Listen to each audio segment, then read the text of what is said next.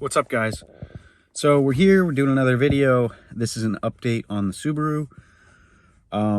So if you saw the last one, you know I bought a new Subaru.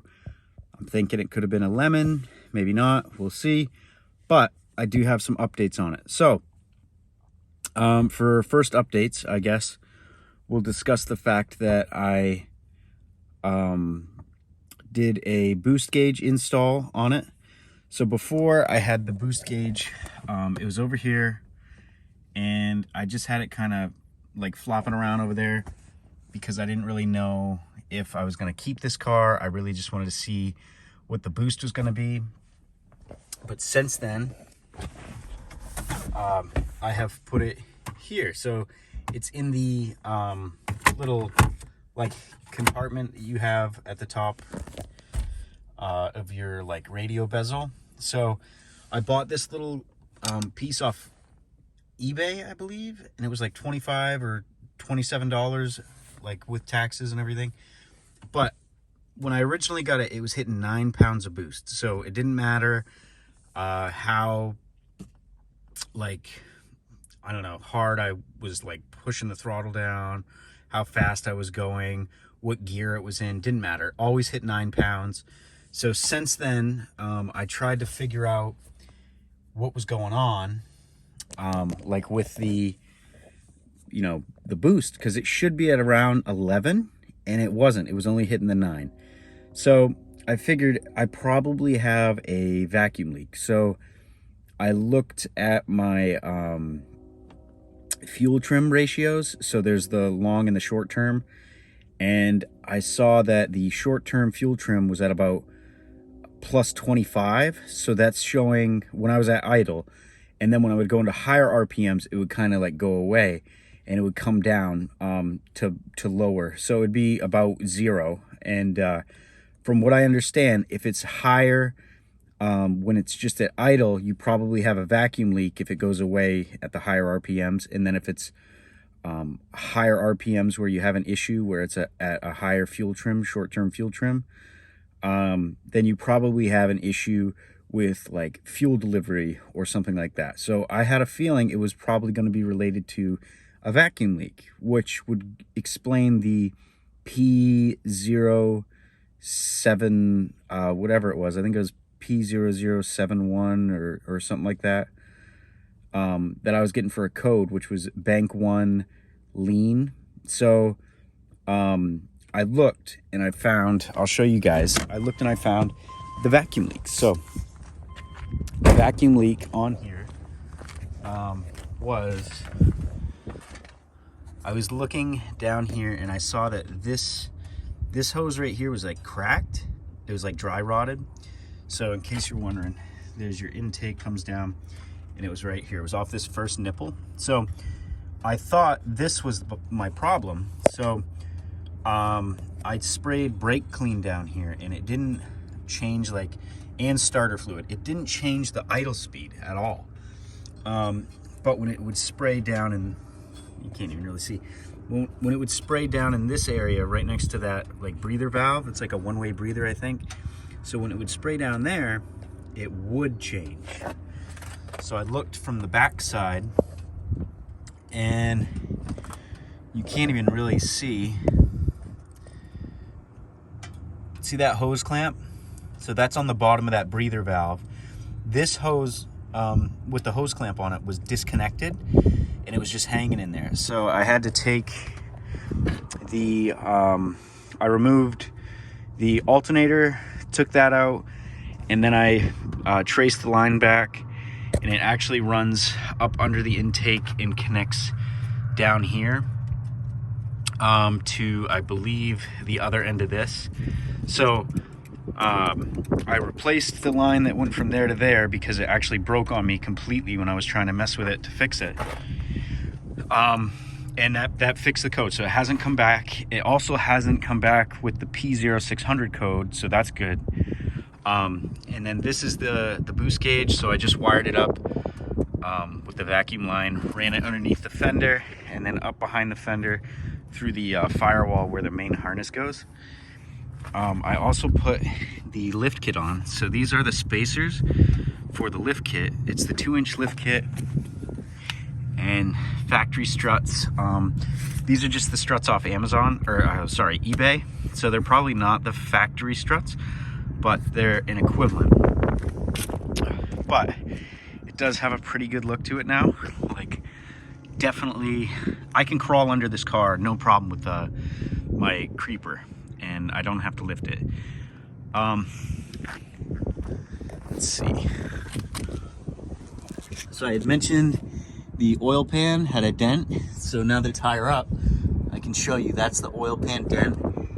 It's not too bad, but it's definitely a dent.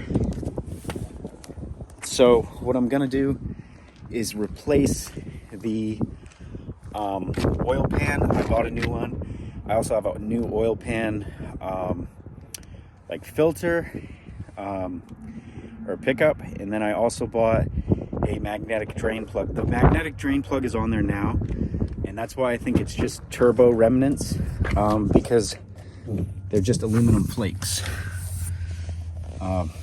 So this here, in the last video, it was dented. I don't know if you guys remember, but now it's not that rusty color. It is still dented, but it's not all rusted because I actually took the door off and then I painted this black, and I also painted here, and then there was like a ding here, so I painted that black. Mainly it was just for like cosmetics, and for long term I didn't want it to rust. But I also swapped in the old shifter from my old car. So this is just like an eBay shift knob. It's actually pretty good. It says STI, it's a 5-speed, and then it has a good like grip to it. But the I replaced the factory I guess shift linkage with the one from my old car that I took out, re-welded, and moved a bunch of the mounting points on it, so it's actually shorter than what it was previously. So it's shorter, like top length, so the height of it is shorter, but it also has like shorter throws. So that's first, that's second, that's third, that's fourth, and then you have fifth and reverse. So it actually works really good. I haven't had any problems with it, and I've ran it for probably about a year on my other car and maybe like a month on this one. So that is it so far for the updates. I did buy a compression tester and new spark plugs, so we're gonna do a compression test and replace the spark plugs on the car. And I think that's about it right now for really updates. I do want to get the windshield replaced, and then work out the muffler and get an inspection sticker in the state I live in. But that's all gonna have to come after I do the oil pan. The oil pan right now is the only thing that's bothering me. I want to open it up. I want to get in there. I want to see what's going on.